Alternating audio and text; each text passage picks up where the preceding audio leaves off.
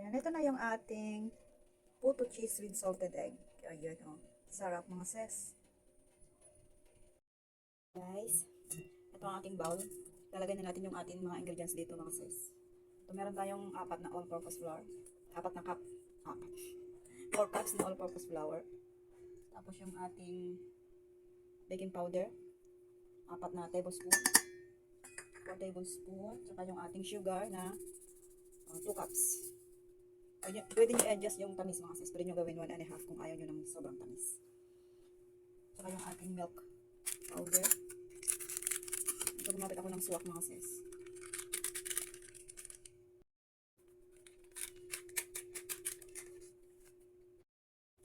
Lagyan natin ng konting asin. Ayan, haluin lang natin.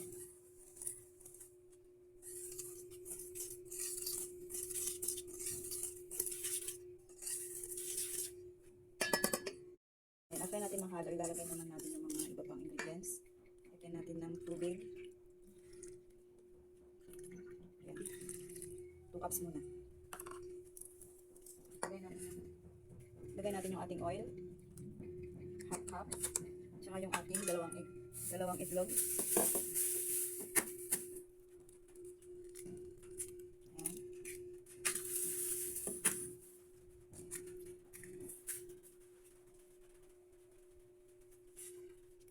Itong ating vanilla mga sis. Lagay tayo ng kahit 1 teaspoon. Ayan, haluin natin.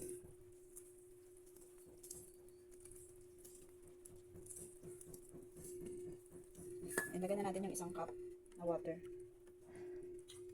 Pero dahan-dahan pa rin natin. Hindi natin buhos na. Ang puto mga sis ay hindi naman delikado pag na-overmix. Hindi gaya ng cake. Mix natin na ng maayos. Ilagay natin yung iba. Kaya natin unti-unti ilagay yung tubig kasi may mga harina na mabilis mag-absorb ng water.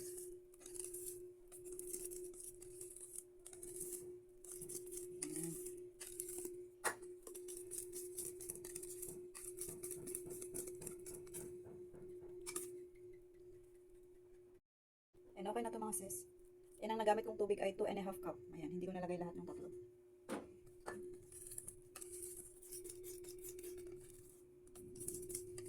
Ayan, tapos ang gawin natin dito para maging lalong smooth yung ating puto ay sasalain natin. Sasalain natin itong ating butter.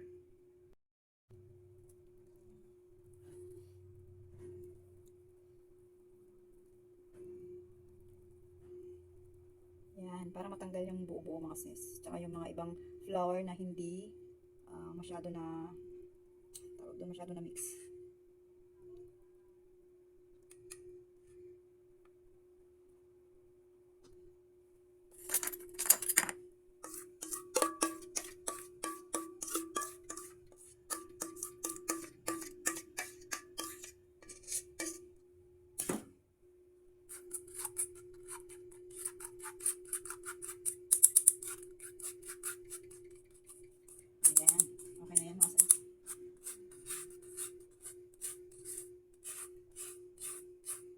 Maglalagay na tayo sa ating molder. Ayan, this time mga sis, maglalagay na tayo sa ating molder. Ayan. Hindi ko na nilagyan to ng oil kasi may mantika naman yung ating butter. Pero, nasa inyo pa rin kung lalagyan nyo. Ayan.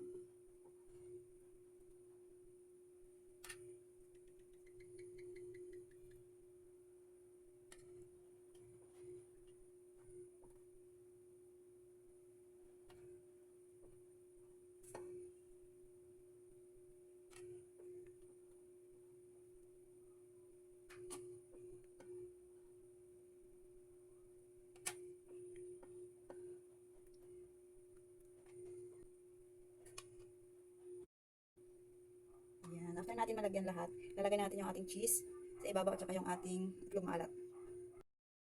Ayan, lagyan lang natin ng cheese. Lagyan natin ng itlog na pula. Okay na mga sis, lalagyan na natin sa ating steamer kasi kumukulo na yung tubig. Ayan, kumukulo na yung tubig mga sis, lalagyan na natin.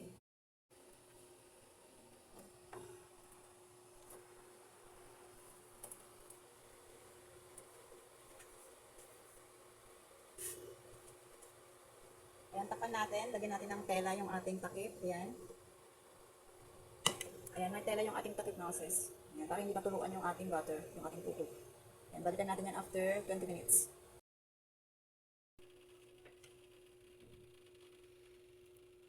Oh, ayan na mga sis. O, luto na. Ayan, charan.